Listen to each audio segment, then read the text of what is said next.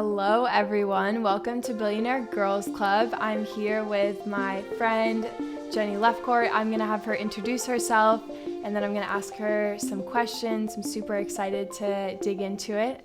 So, Jenny, I'll let you take it from here. Sure. So I am Jenny Lefcourt. I'm a general partner at Freestyle Capital. We are a seed stage venture capital firm based in San Francisco. And I am a founder 2 times over. I am a mom of 3, happily married woman. I own a dog. I mean, what else do you want to know, Paige?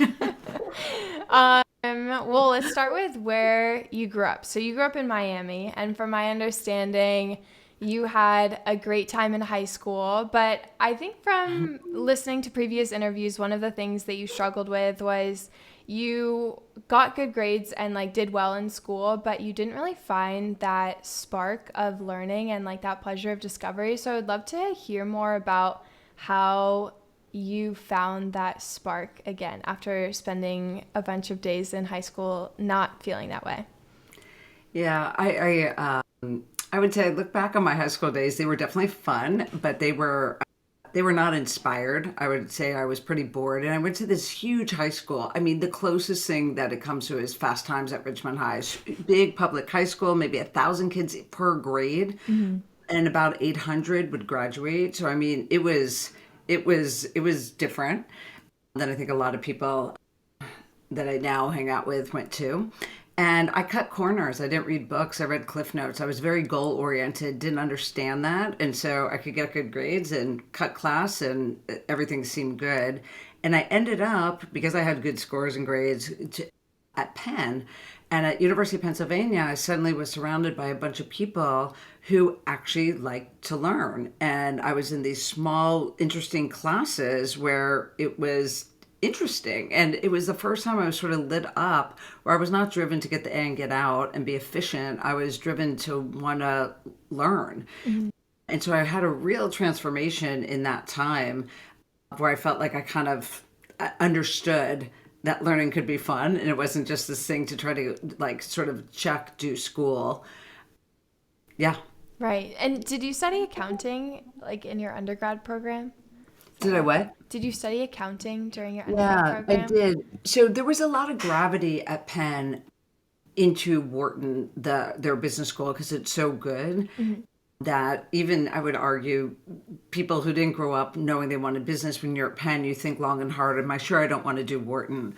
And so I decided to switch into Wharton. So I did Wharton undergrad. And the way it works is you got a business degree, and if you took 4 classes in one subject, 4 extra classes, that was your concentration. And I came from a family of accountants. My father was an accountant, my sister, my grandfather. I mean, I could go on and on. So it's something I knew, and it just felt super practical, so I did it. And it's funny because every time I've done these practical things that are kind of easy, it's led me a little bit down the wrong path. So I end up, saying, oh, I Wharton, all the classes at business school came easy to me. Oh, I should go into Wharton. And then so, well, since I know accounting so well and that comes so easy for me, I should do accounting. Well, as long as I'm doing accounting and all the accounting firms come knocking on your door and offering you awesome, jobs before you're even interviewing, oh, I should go do that. And I end up in a place where it was sort of not thoughtful, not thought about what I want to do or where I get joy, and realizing I need to get the hell out of here. And so that's how that story ended, where I end up working in New York City for Arthur Andersen, and I realize I have no interest in being here. And I look up and I realize I don't want to be the people that are here. It's not even like, oh, put in the rough couple of years, but then I want to be them when I grow up. I knew I didn't. And so being goal oriented still, I stayed 2 years to my day so I could earn my CPA. But then I got out of there and I took a year off to backpack with a friend. Yeah, I would love to hear more about your story of quitting. I think it sounds like you had planned in advance, and then when you got to your present, it just didn't hit the same as what you thought it would before, or maybe you hadn't even thought about it. But I would love to hear more about your quitting story at Arthur Andersen. Yeah, and once again, I wish I could take credit for what I thought it was going to be. I didn't really think it was just, oh, they're offering me a job. That's great pay. I want to live in New York. Okay. And so I never really thought about what I thought it would be Hmm. or if that's where I should go. But yeah, my quitting story is funny because I went in to HR and I said, I'd like to quit. And she said, why? Where are you going? And I said, oh, I'm going to backpack with a friend of mine. I'm going to take a year off. And she said, oh, well, then you shouldn't quit. You should take a leave of absence. I said, no, I would like to quit. She's like, oh, no, honey, you don't understand. A leave of absence is just an option. So when you come back, you can work here, but it's not a commitment. And I said, oh, no, I fully understand what it is. And I need you to put in my record to not hire me because if I'm going to come back, I'm going to be broke and I may be weak and I may come thinking I want a job here, but I don't belong here. So if you could put that in my record now, well, I know it and I have the clarity, that'd be great. And she looked at me like I was crazy, but I needed to know that door was sealed shut Sealed shut, yeah. because I could come back and know that, well, I don't know what I want to do. And that would be an easy job to take on again. And I didn't want to go back there. So I would love to touch on your backpacking story in a bit, but I do want to hear, as you've gone through your career as an entrepreneur and an investor, have you ever been on the other side of that conversation with anyone else? You mean when they know they don't belong where they Yeah. are? Not that I can think of. Not where they were that open with me to say, you know what I mean? Like, I'm sure someone has left and gave me a good reason why, but I don't remember anyone saying, I don't belong here. I need out. Yeah, I was so curious about it because I remember listening to that story and being so struck. I had never I was there's one instance in my past where I had an opportunity. I was like, nope, this like doesn't fit me. And people were like, what do you mean? Like, that's crazy that you wouldn't choose to go down this path. And I was like, nope, not the right one for me. Like shutting this door for now. So after that, you went backpacking. Um, and I would love to hear, is that something that you would suggest to your children to do? As I understand it, your oldest was on a gap year this past year, right? From school? He was. He's now in college, but he did take a gap year, and he only took a gap year. He didn't want to travel or anything. He only took a gap year because of COVID. He didn't want to Right. burn his freshman year in COVID times. I don't know that I would recommend it for someone. I would say if you desire to do it, it was a great time to do it before I had a career that I was disrupting or before I had kids, before I had a mortgage. So it was a great time for me to do something like that. In general, I feel like the thing that I recommend to people is know thyself, right? Know what makes you happy, know what you want, and then figure out a way to do it and get creative. There's never a one size fits all. So it's rare on anything where I think that I'm prescriptive, that everyone should do blank. I like that. In terms of know thyself, what were the specific moments in your journey where you picked up those breadcrumbs of things that would become really instrumental into knowing yourself? Well, I think for me, it was learning how much I think I knew when I was starting at Arthur Andersen that this was not like where I should be. And I had accidentally slipped into it. And so when I went traveling, I made a vow to myself. I had no idea what I wanted to do when I got back. I mean, literally no idea. And because I thought that was business, I didn't know about the Silicon Valley tech way of business. I thought I did not want business. But I made a promise to myself that I wasn't going to do anything because it was good on the resume or would set me up in my future, but I was going to do something that I actually was genuinely enjoying in the moment. And that doesn't mean I wouldn't pay my dues. It just meant I wasn't going to do something just because, oh, well, that will be good. And then in 3 years after that, I could go do something else because I just don't think that's my personal happy place. I don't do good work and yeah, when I am there for the wrong reasons. And so that's sort of like a deal I made with myself when I went traveling. And then along the way, with every step, the other thing I do every time I was in transition career wise, I always left where I wanted to leave. And I never went straight into something else because I wanted to give myself that time to really reflect on the experience I had had and figure out what I wanted to do next. And I wanted to always make sure that I was going towards something versus running away from something. So I'd never, if I was unhappy in a job and I'd saved up enough money that if I was unhappy in a job, I would leave the job and then breathe and think and then go figure out what I was going to do next. And because I thought that would be a safer, knowing myself, that would be a safer place to be. It's so interesting. It sounds like you really kept your goal-oriented roots. You just applied them in a different way after you had that revelation when you were traveling. That's right. That's awesome. I think that's fair. In terms of pivot points, were there any points in your backpacking journey where you either got fatigued or like anxious, or there were parts of the experience that were really grueling for you? I mean, there were definitely times that were grueling just because we were backpackers and we were on such a budget. And so, a 24-hour bus ride in Indonesia from Bali to Sumatra was brutal. If you named 24 hours, I would never want to go back and repeat. I'd rather do natural childbirth than get on that bus. But no, for the most part, travel was just awesome. And anytime I started to think about, oh geez, what am I going to do when I get back? I would just say, I talk to myself a lot, Paige. You're going to hear that in this whole podcast. And I would just tell myself, you made a deal. You get a year off and you'll figure it out when you get back home. And so I kind of thought I maybe would come back with some ideas of what I wanted to do, but I didn't. Mm-hmm. I remember there was a story you were talking about where I think you were at Stanford Business School and they had all the folders on the wall and you were jealous of the other people that were like picking out folders and like knew exactly which ones they were heading for. And you're like, what? Like, why doesn't that work for me? I think that it's really interesting. Was there a point for you where it became more obvious of like what your folder was? Well, and just to give your listeners some background, basically my now husband, then boyfriend, was at Stanford Law School, and that gave me access to the Stanford Career Center. And you guys may have trouble believing this, but there was no internet yet, or it wasn't yet, for the consumer to use. And so I'd go physically into this office, and they had binders full of jobs, and each binder had a name on it on the spine, like nonprofit, teaching, business, medical, whatever it was.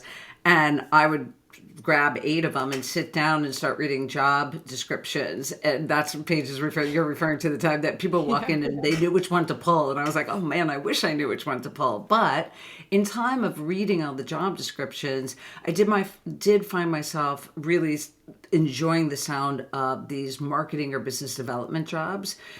So I did find myself in a business folder, and I was surprised because I thought that's what I did not want.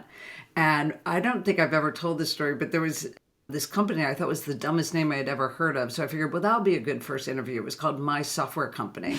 And so, but the job sounded really cool. And I went there to interview, but more thinking it wouldn't work out, but it would be my first time interviewing. And it blew my mind. I mean, I met with the smartest people I think I'd ever met with, and they're all wearing shorts and t-shirts. And I was terribly confused because I didn't know this world. At Arthur Andersen, we weren't even allowed to wear pantsuits. We had to wear, skirts with pantyhose and stuff. So like smart people doing great work in t-shirts, like this can't be real. And so they offered me the job. It was a super entry-level marketing position, and I happily accepted it. So it was a pretty short job search, and I was really happy there. It was one of those, you could figure anything out, and if you're willing to take on more work, they were willing to give you more work, and it was really rewarding and exciting. I would love to hear more, since it sounds like this was definitely a period where your curiosity was piqued and that spark of learning was very much alive for you. Would love to hear more about maybe some of the funny stories or pivot points that happen in that business where you're like, oh, this is definitely startup land. Well, it actually wasn't that much of a startup. I mean, it went public when I was about 2 years into it. So gotcha. I didn't join, I joined as an entry-level marketing person, but there was a marketing department that was probably, 10 deep. Mm-hmm. And so it wasn't an actual startup. But what I loved was it was just figure it out and go do it and discuss it. And that was really interesting to me. So there was a time where here we are in Palo Alto at a software company, and we're all sitting around a table discussing, so is the internet AOL? Is AOL the internet? Are they different? Are they the same? And I was like, you know what? I'll go figure it out. And they're like, wonderful. And I came back and I explained the difference between the internet and AOL and how they're the same and how they're different. And then I was promoted to be the head of the internet department. And so, Wow. and it was sort of along those lines. And so, I often refer back to there was this time where it took me a long time to sort of see the flaws of Silicon Valley because I really had my rose colored glasses on the whole time because I was brought up in a meritocracy. And they didn't care that I was a woman, they didn't care I was junior. Whoever was going to go figure it out and make a compelling pitch on something was how this particular company operated. Yeah, it's so interesting. I feel like the culture of Silicon Valley shifts depending on the lens of whatever company that you're at. And it takes a while to get enough integrated into the community to see it from a broader scale. I'm curious, did you have other friends that were working at growing companies, and did you ever compare notes with them? It's funny. I'm sort of odd in that most of my friends are not in tech. My really close friends, especially from those early days, a lot of them are graphic designers or designers. One of them works at IDEO. So I was always amusing them with my tech stories, but they were not in tech. And so while I made friends with the people I worked with, I didn't have a ton of friends that were in tech. And most of the people I went to college with from Wharton were more on Wall Street than they were out in the valley. So your relationships have spanned a long time. I would love to touch on one of the closest ones, about the friend that you went backpacking with, and kind of like more in that story, and perhaps the pivot point that led to a business decision later on. Oh yeah, so I was backpacking with one friend, and at one point we were in the Philippines, and she wanted to stay there. We were basically scuba diving in the Philippines, and I was meeting a friend of mine from a good friend that I'd met at Arthur Andersen. She was meeting me in Nepal, so I left my main friend, my main backpacking friend, in the Philippines, and I headed over to Nepal and met my friend Risa there. And while we're there and we're trekking, she said to me, "When are you and Craig going to get engaged? Like you've been together for so long." That's Craig's my now husband, then boyfriend. And I said, "I don't know. I guess the day I desire China, we'll get engaged. But I don't even remotely desire China." And then literally there we are trekking in Nepal, having a conversation of like, wow, we've changed so much in how we all live and the things that we would want versus our grandparents would want. But here we are still registering as if we're in the 50s. And so we came up with this business idea while trekking in Nepal. And then when it ended, she was starting business school and she was going to at NYU. And she's like, "I'm going to start that business. Do you want to join me?" And I said, "Oh, I'm here at this company and I'm enjoying it." No, but by all means, go take it and run with it. And then she ended up getting sort of brought into something else and ended up doing a different startup. And so then when I started business school, I The picked same up thing. that same thread of an idea, but now the internet had come to town and I got together with my business partner Jessica and we kind of married this idea of like, yes, we should register differently, but plus now with the internet, gift buyers shouldn't have to buy the gift, have to go into the store to buy the gifts. You should have an aggregated gift registry. So it was like a little bit Nepal meets, .com times. Yep. And you and Jessica met at Stanford Business School, right? Yes. So Jessica, we weren't friends, but I had seen her at similar events, entrepreneur events or venture capital events. And there was a contest where you could learn, I don't know if you learned how to write a business plan, but write a business plan. And then the judges were venture capitalists who would give you feedback on the idea. And that sounded great. I don't think there was even a prize.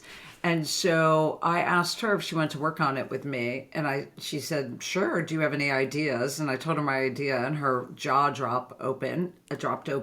She's like, "I wrote a business plan for the same idea a year ago that she hadn't pursued." So we sort of put our ideas together and we entered it into this contest. And I like to joke that, we were one of the winners, but truly by the time they announced all the winners and all the winners came up on stage, you looked out in the audience and it was empty. Like basically at Sanford, everyone was a winner.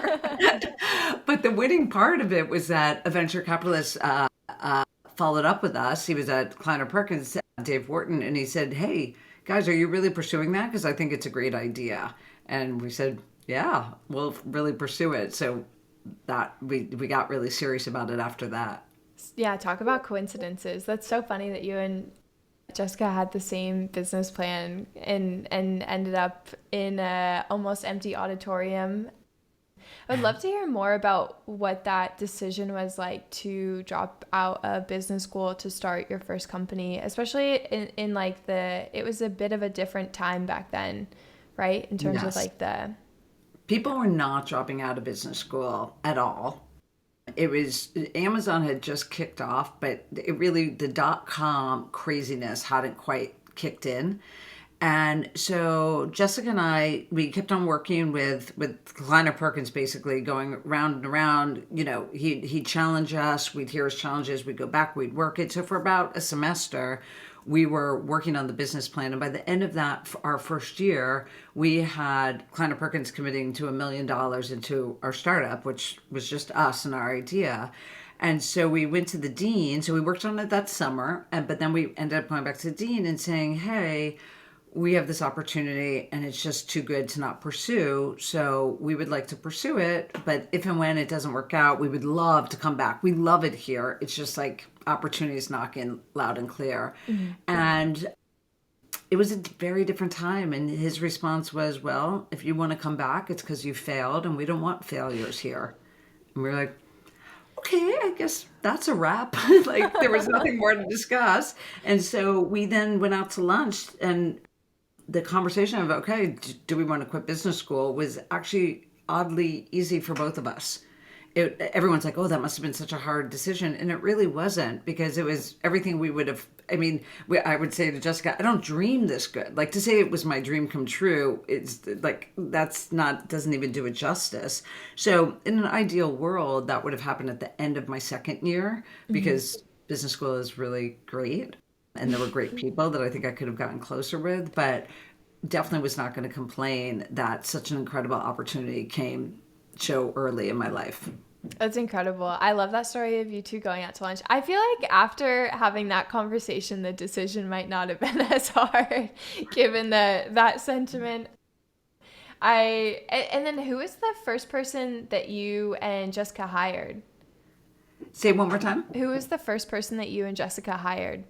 The first person we hired was a guy by the name of Jez Holland, and he was our systems architect. So we knew we needed a technical co-founder. Mm-hmm. And so Kleiner Perkins and a man by the name of Jerry Held were really helpful in helping us identify that person. And he was integral to like kicking off. And that was before there was all this no-code, low-code stuff. Everything was built from scratch. You were integrating with these crazy legacy systems that all the retailers used. So it probably took a solid year before we launched. And a lot of engineers. Yeah. Wow.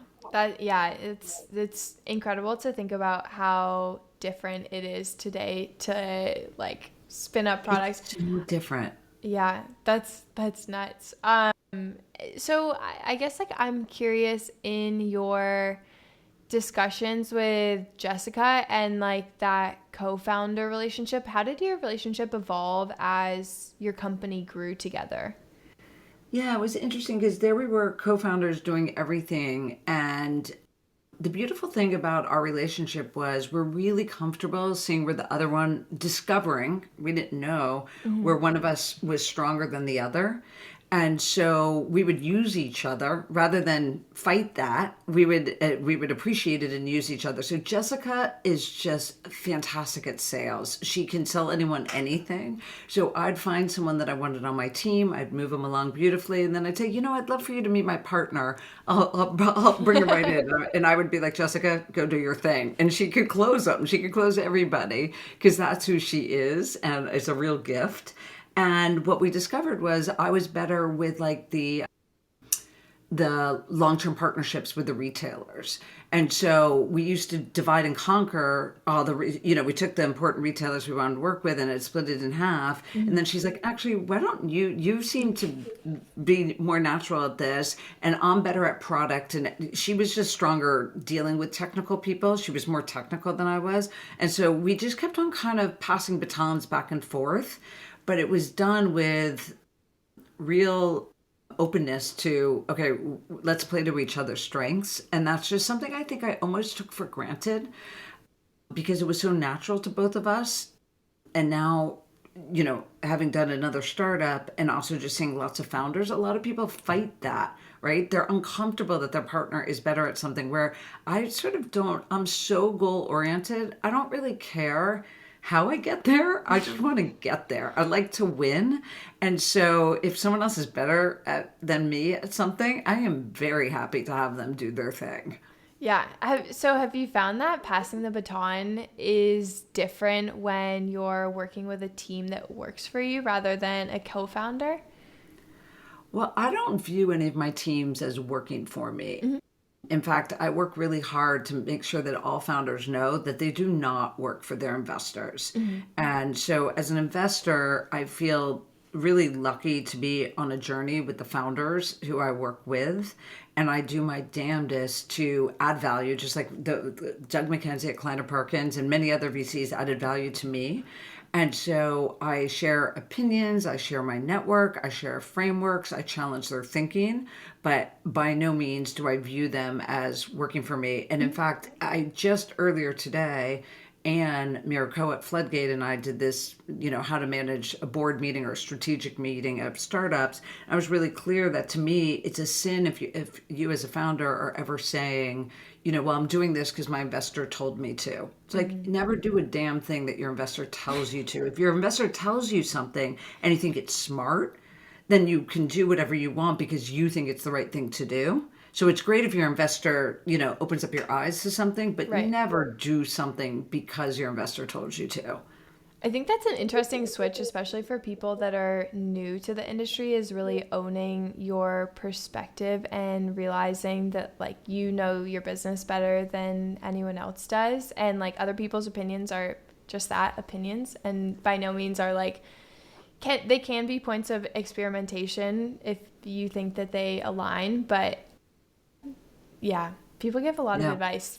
Well, I just think in general, all of us should just listen deeply to everybody and then make our own decisions, right? Because everyone has different perspectives and sometimes you'll agree with them, sometimes you won't, but to not hear them, I think is a mistake. So I do, highly recommend to founders, listen to every investor deeply because we do see the movie over and over and over again. So there is a perspective that we can bring, but then you make the call because to your point, they know their business better than anyone else. Mm-hmm.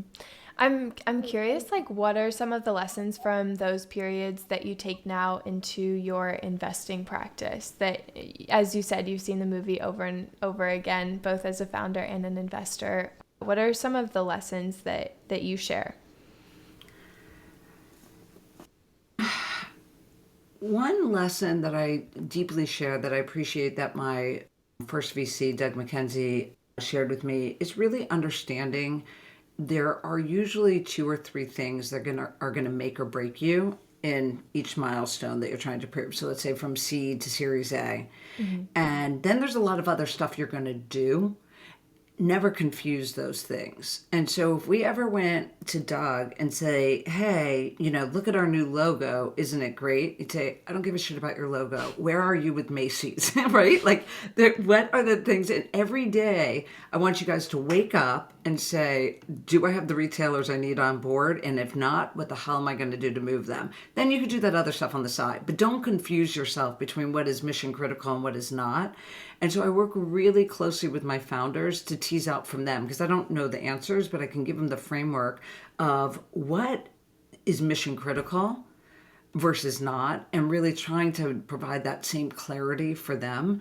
Because I think as a founder, you can get overwhelmed, you can get really busy, especially in today's world, right? You can constantly attend events, you can listen to a million podcasts, you can read everything, and and then you have to get your job done. So I think sort of taking this really noisy environment and just being really clear on what you need to do and not be confused. If I can do that for founders, that's the greatest gift I think I could give them. Is that clarity of focus? Yeah. That's And incredible. obviously I can't tell them what the answers are, but I can work with them with frameworks to get that, to help them get there. I would love to hear more about the specific frameworks that you use in that. I think that, being new to the venture world, it's definitely something that I think about very intentionally and quite honestly, like, struggle with. It's hard and definitely a new skill that I'm working on. So one of the first things I do when I invest is I work with founders on a framework that I wrote called Reverse Engineer Success. And it's working with the founders to say and I usually say pick a random period of time. It's a year from now. Imagine you're raising your Series A and you want to be able to imagine the conversation you're going to be having with that venture capitalist. What are the things you want to be able to claim? And let's talk about that. So a lot of times they want to be able to claim they have founder market fit. They want to be able to claim that they can recruit and retain top talent. They want to be able to claim it's a really scalable business model, right? So pick the things, because you can't, you're always in risk mitigation mode. From Series C to A to B, B to C, you're mitigating some risk. And so be really clear about what you're looking to prove. And then you say, okay, great. If you're going to prove that you have product market fit, what would product market fit look like? And I say, well, gosh, it would look like, and then you start to define it. For a consumer business, it would look very different than for, a SaaS business. But it could be that, lots of our potential customers are hearing about us and coming to the website. A great number of them, when they hear the proposition, see the price, want to sign up. A great number of them refer out to other people they know who need the same product. So I'm making stuff up that probably doesn't make sense here, but every business is different. And they say, okay, so if you do feel like your conversion rate should be strong, right? It's hard to claim you have product market fit if 1% of the people who come to your website or that to get your sales pitch sign up. And you're also not going to get 100 out of 100. So what number would look like product market fit? And then you say, okay, I'm making it up. Let's just say it's 50%. Say, great. So where are you today? And you want to get to 50%. Let's map that metric out from here to there. And, I always say like the first desire is to say, great, I'll do 20% better every month. That's not how it works. You want to think about what features do I have that's going to get better? What hiring do I have that's going to be an inflection point? Because you're really out for inflection from Series Seed to A. And so you kind of get all that mapped out where you now know that's where I'm hoping to get to, right? And it's usually something about product love. There's something, or product love, product market fit. There's something about it being a lucrative business or a business that scales. And I don't know, I'm blanking on what the third thing is. I have the document written up that I can share with you. So there's 2 or 3 things, and then there's things that you would see if that were the case. And then you pluck out a couple out of each category and you map them out. And those are your 5 kind of growth metrics. It's very rare, if ever, that it's revenue. Revenue kind of takes care of itself. If I need this many customers who have an ACV of about this, then you've got yourself your revenue. So it's more the levers that you're going to pull. And then as a team, it becomes really clear to know who you have to hire, what product features you need, and decisions become so much easier because as you're debating things, it's like, well, does that move the needle on those 5 key metrics? Okay, then let's just park that for later.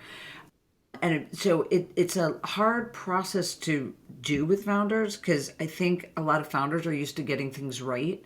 And you have to feel comfortable saying, this isn't about right or wrong. It's a stake in the ground. Lets you know you're headed in the right direction. You can change course whenever the hell you want. But it's a way to kind of make sure that you're headed in the right direction.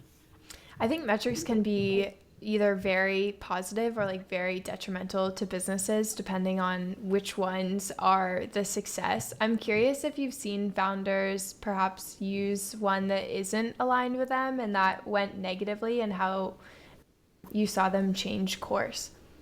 Well, I think that's a super important point that you just made. And that's why I think obsessing over these metrics matter. And actually, exactly how they're worded matters. So, one of the companies I work with knew that they wanted a high referral rate because they were going to claim there was major product love and that a great percentage should, once again, this is the reverse engineer success. And a year from now, they wanted to say tremendous product love. And we know that because look how many people refer, like, and I think they wanted a third of our new customers now come from our current customer base.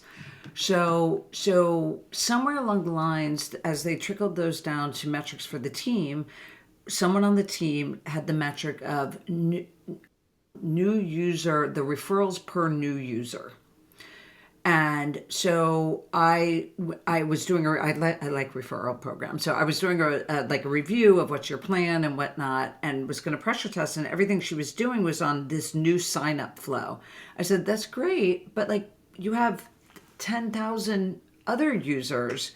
How are they getting the referral program? She said, oh, well, they're not. And I said, but don't you want as many referrals as possible? You have all these happy customers. She's like, well, I was given the metric of referrals per new user. And I was like, right. Whoa. So it wasn't her, like there, she was being told, like, your key metric is this. And so it got lost in translation. But the point is, whenever someone thinks that's their metric, they're going to do everything in their power to make that metric. It's just like salespeople, right? They get a quota, they try to hit that quota. And so you have to be really careful that you're picking the right things. And sometimes founders will say, if I get to 1 million ARR, and I said, okay, so if you get one customer gives you $1 million, you think you're good? Well, no, right, exactly. It's how do you get somewhere? What are the key pieces that you need to do? But like how you kind of split that atom, how you define that metric is kind of critical. And it really shows what you're trying to figure out. It's like one of your favorite sayings is purpose before action. I feel like that like slots really nicely in terms of like reverse engineering success. I'm Purpose curious. before action is my motto. I mean, it's like I can't do anything. Even it could be my children, my husband, my work. When someone's like, "Okay, here's what we're doing. What do you think?" I'm like, "I don't know. Like, what are you trying to achieve? Like, how can I know if it's a good plan if I don't know what your goals are?" So knowing what the purpose is, then I can look at an action plan and see if it makes sense. Have you seen your kids mirror that behavior? Oh, totally. Yeah, totally. Even just seeing my son as he's trying to decide where he wants to apply for college, he did this whole like scoring system on what he cares about, what he doesn't care about, different weights to figure out which schools he should do. But this idea of what do I want? Okay, let me work backwards. How do the schools rate on the things I want? Okay, I'm going to apply to those schools where most normal children would just be like, oh, I apply to these schools. Aren't they great? So yes, I one of them has it in a hearty way. I'd say one is more normal but has it, and then TBD on the 15-year-old. The third one raises themselves, right?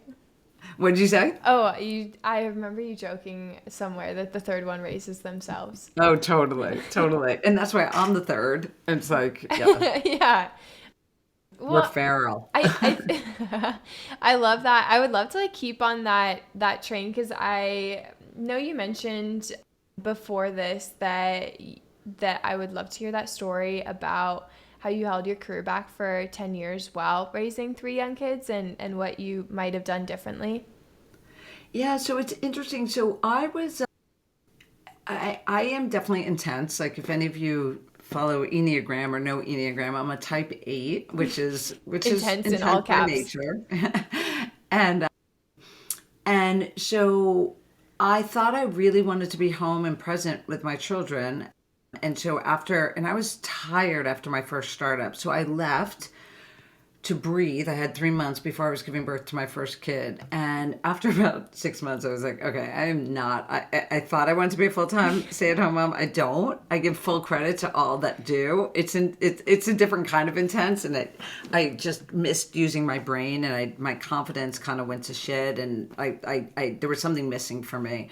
So I started consulting, and then I had a second child, and then I did another startup. But I was really clear, hey, I'm part-time, so I got half the salary and half the equity, but all the responsibility. But I did that to myself, and And then after that startup, I then sort of also felt a little bit fried. And so I then took about 2 or 3 years where I was more advising in angel investing. And that was a way to stay relevant, use my brain, but not be too deep in. And I had 3 young kids and a husband that worked a lot.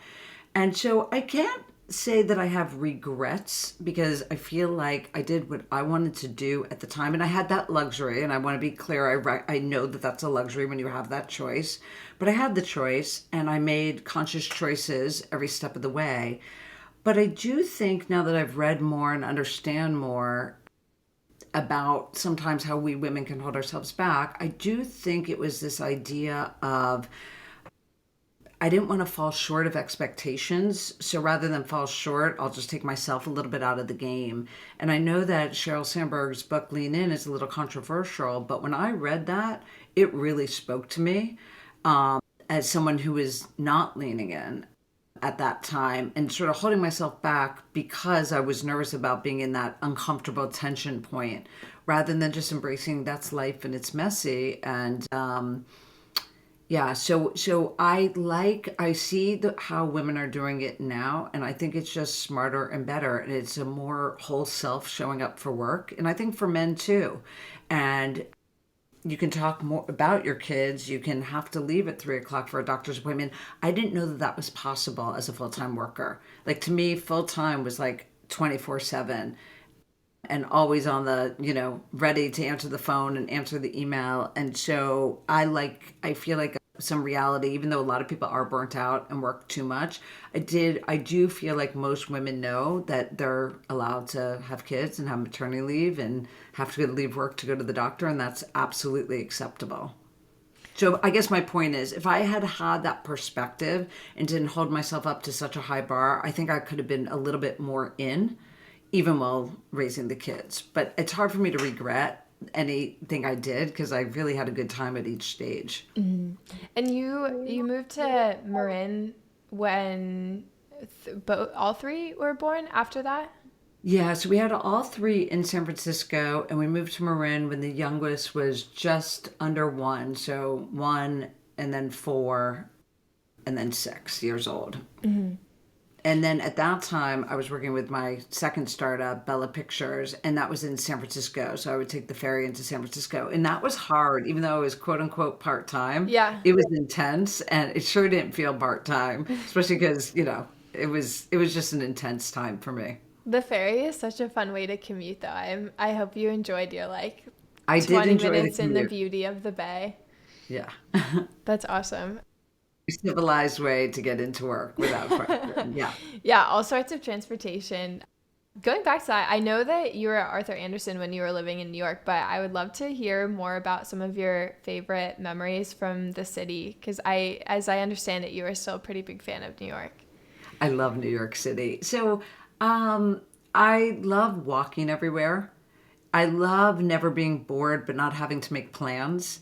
And so I would sometimes have plans, but let's just say I didn't have plans. I could walk out my door and be entertained, right? And such good people, such good food, such good entertainment. And I just loved it. And I still love it. Yeah. And I visit frequently. It's Or awesome. I used to visit frequently. Post-COVID, or, COVID. Yeah. I'll be back. I'll be back in New York. Yeah. I love that. Well, I would love to dive more into your investing philosophy, specifically how you've shifted going from angel investing and advising to now full-time venture investing. Possibly how your investment philosophy has shifted is one of the things I'm most curious about. Well, it's interesting. To me, angel investing and venture investing or investing as a VC are night and day. And so as an angel, I either was sort of following somebody else who was leading and I felt comfortable doing so, or it was a small enough throw in, I love this person or I love this idea. And so the amount of diligence I did was pretty small. I was an investor in an incubator called Studio 9 Plus, and Hammer and Chisel was incubated there, which is now Discord. Mm-hmm. And because Discord, they had pro rata rights in Discord's A, but they didn't have money. They're like, hey, if anyone wants, you can throw in to Discord. And I was like, yeah, I'll throw into Discord. Greylock was leading, and I knew the numbers were up and to the right.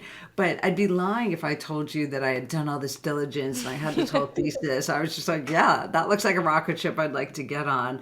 And so now as a VC, it's very different, way more thoughtful.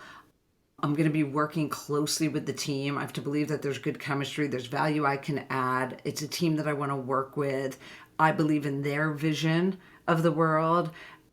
And so it's just dramatically different. And so my framework now for investing is, because I'm sort of low volume, high conviction, and I do work so closely with my teams, or the teams I get to work with, I know that I, one, need to enjoy working with them, and that I have to really believe in what they believe in. So typically, first trying to buy into the future they're painting for me. Like, do I see the world 5 years from now the same way they're painting it for me?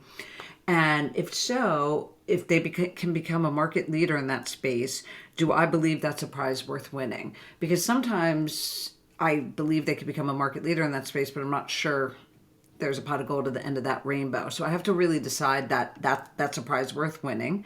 And then I have to say, okay, does it make sense for a startup to be the market leader in that space? Or is there somebody else where it just makes more sense for it to be them? If I believe it should be a startup, then I look at the team and say, is this the team I believe can do it? And some ideas are just great, and I hang up the phone and I'm impressed with the people in the idea. But if I'm not obsessing about it, thinking about it when I take a shower, go for a run, or talking about it at dinner, it's usually a sign that it's not for me, because I like loving what I do. And it's important that I actually care about what I'm working on. Now, what I care about is as much a surprise to me as anyone else. So, I could be in consumer things. I'm in a lot of B2B2C businesses, but I'm also in a commercial real estate transaction platform called Crexy that I wouldn't have known would excite me, but it did. So I would say you'd be surprised what I can be interested in, because I'm surprised what I can be interested in. But I do have to want to work on the problem that the founders are working on. I love that. That's a metric that we use, is like, if it's not a hell yes, it's a no from us. And it's like, if you're not, it's like, all right, we're going to wait on it for 24 hours. And if it's not popping up like multiple times within that 24 hours without being prompted, then it's probably not the best fit for us as investors, because we want to be like randomly thinking about the companies, and we'll be like, oh, cool. Like, text the founder, see how they're doing, like, see how we can be supportive to what they're up to. It's hard if you don't have that same love for it. So, I love that. In terms of angel investing, I would love to go back to something that you said around how, like, did you think when other people were angel investing that there was some narrative around them doing like a lot more diligence? From the way that you phrased it, it seems like that might have been, or that you might assume that other people have that notion. I think a lot of people don't, that they more just like, that seems like a good idea, like that team, I like the lead investor, and they join in. But I guess it was to the question of how similarly or similar of an activity. And for me, it wasn't similar at all. I did not put myself through tremendous rigor to decide. And so I think there's different ways of angel investing. And so some people probably are working their own deal flow, doing diligence, and then committing to be the first check. And if so, then I would say it's probably similar to the job that I'm doing. But there are some people who are like, that sounds like a great idea, and so-and-so's leading, and I like them, and I'm in. And so I just think sometimes some people will say, I'm looking for an investor who's angel invested. Like if someone's looking for a GP, let's say, they'll say, I want someone who's angel invested. I'm like, I don't know if that really prepares you for this role, but okay. Like, I understand why people connect those two, but I don't think they always connect as the same job. That's so interesting. I wanted you to dig on more that point, because I think one of the assumptions that I've been seeing a lot from people is that there's a much higher barrier to angel investing than they think there is. And a lot of people make investments just based on the team, and that's also, I would say like with more diligence, like you said, respected like investment philosophy in venture. And I think that from what I've understood about you and Freestyle, you are very much founder first investors as you invest more opportunistically and just focus on the teams and ideas that excite you. Yeah, so I guess when I give advice to angel investors, especially, I don't know why, especially women, but I am often speaking to women who are new at angel investing. The advice that I give on based on my past is I think being on a cap table where you have someone who is leading that deal, who has a good reputation, and it's their day job to make that company successful, I think your odds of success will be way greater. And when I look at what I angel invested in back in the day, the two greatest returns were, one was led by Greylock, and that's Discord, that I when I invested, and then the other one was a company called Main Street Hub, and that was led by Michael Deering. And so the others were fine, or maybe they weren't fine. I don't even remember. It's absolutely buried by the success of those other two. And so I really like when people can get on a cap table where there's a hardworking lead, because I just think that the odds of success will be much higher. Yeah, I think it makes it so much easier for you as an angel as well, especially if you're looking at doing it in a more passive way. So with that and talking about like women and investing, I want to hear more about what you and Anne had to say about sitting on boards, and then I would love to chat more about All Race as well. Sure. I mean, it was kind of a random thing that Anne and I did this morning, but we both, I think, had a similar take on a lot of things. High level, I'm often not on a board. When I invest, I'm fine with the founder board. And the only time I've really joined the board, or maybe in the early days I would join the board, but now when I invest, I just ask the founders, do you want founder board or do you want me on the board? And I'll do either, because it's the exact same thing for me. Either way, I'm going to be involved in the same way. And I think somehow when it's called a strategic meeting versus a board meeting, it ends up being a more real conversation. And founders are like, I'm having a board meeting. They feel the need to get really prepared and create tons of slides and have the lawyer in the room. And it's like, not so fast. Like, we're really trying to be like, have a good strategic conversation. So whether it's quote unquote a board meeting or quote unquote a strategic meeting, it's the same. And Anne and I were just discussing how, as founders, and I could never do it in a few minutes, because it was an hour long, but how, as founders, what you want to do so that you get the most out of it. Because we as investors are not there for an update. We're there to understand how things are going, what you're working on, and how we can help you get unlocked, what you're stressing about, what you're excited about, what's working, what's not working, and then bring our perspective and try to be, have you come out stronger from that meeting.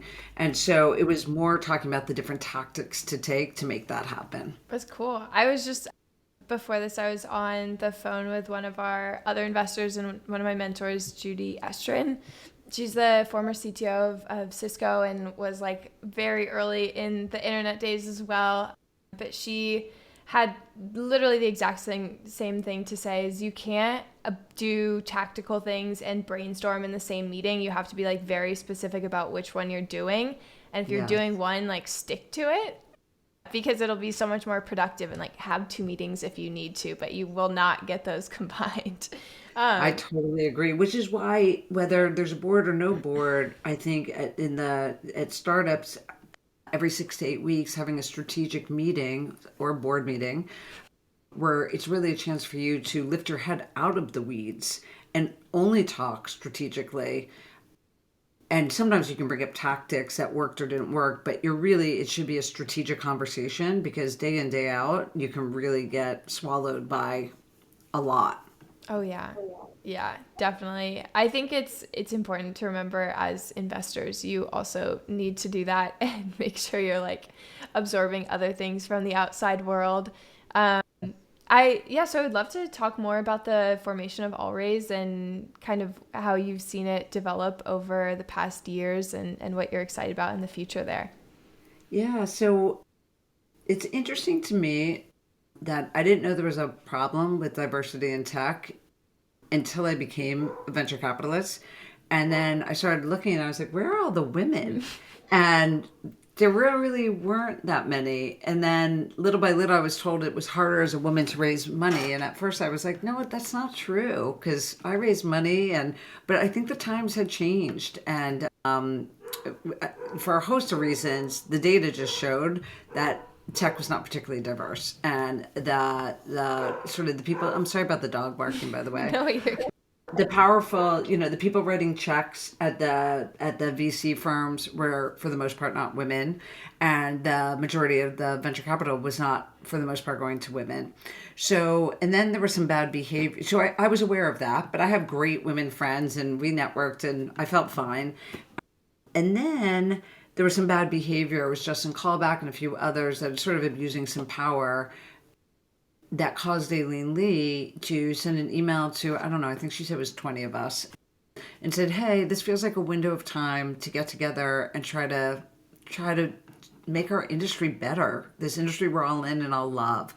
And 17 of us said yes really, really fast. I mean, crazy fast. And we didn't know what we were going to do, but we got together and we had dinner and we were just talking about the different ways we could go. Do we go help the people that have been have had some abuse or things done wrong by them, and where we came out is like, no, let's go be a part of the positive world we want to be a part of. And so let's just start shipping product and doing things that we think could help.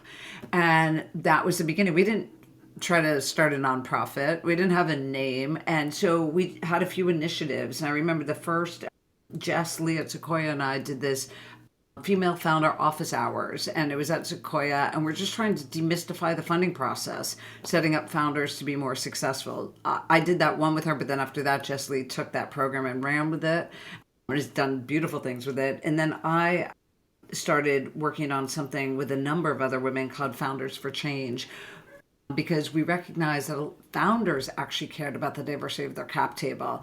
And so we could use their voices and not put it on them, but it was real, to then put some pressure on the venture capital community to recognize that to stay relevant and competitive, the firms needed to be diverse.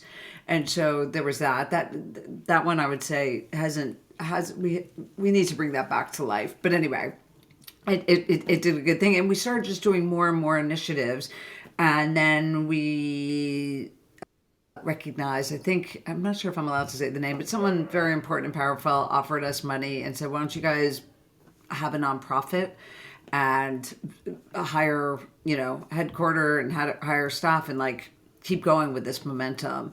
And so we named ourselves Allraise and hired a team, and we're off. And so we've had a great CEO, Pam, who's now leaving. So for anyone listening to this podcast, I'm not sure when you're putting it out, we are actively looking for a new CEO, and it will be it's been just tremendous progression, but it's now time to kind of get to that next level where I think we've seen a lot of women become investors, but we haven't seen the percentage of venture capital going to women change the same way that we know it could and should. And so I think whoever our new CEO will really understand how to best impact that. I love that. Any specific profile that you're looking for there, like funder, founder? We think, we're not sure, and once again, I'm very sorry about the barking dog, but we think, and this is work from home world, we think that they will likely have been a founder or on the founding team, we know for sure that they will need to understand the dynamics between founder and funder to then build the right team and put on the right programs. Gotcha. Well, awesome. I feel like with that, is there anything else that you'd like to touch on that we haven't in this wonderful hour that we've spent together? Nothing that I can think of. Okay, amazing. Thank you so much for coming on, Jenny. This was such a pleasure, and thank Thank you for sharing your knowledge. It's been really interesting. I was split between like taking notes and doodling about what you were saying and paying attention. So I so appreciate you. And yeah. I'm honored to be your guest. I remember the first time that you pitched me, and I was like, I don't know what you're doing, but I need in. I need to be a part of this. And so when you offered for me to be on your podcast, I'm like, anything you ask me, I will always say yes. So thrilled to be here. Oh, I so appreciate that. Thanks so much for tuning in today to Seed to Harvest. If you enjoyed this episode, be sure to subscribe wherever your favorite podcast listening platform is. I'll be releasing new episodes weekly. And if you have any questions or comments, feel free to let me know on Twitter. That's Paige and then Finn with 3 N's. Thanks, and see you again next week.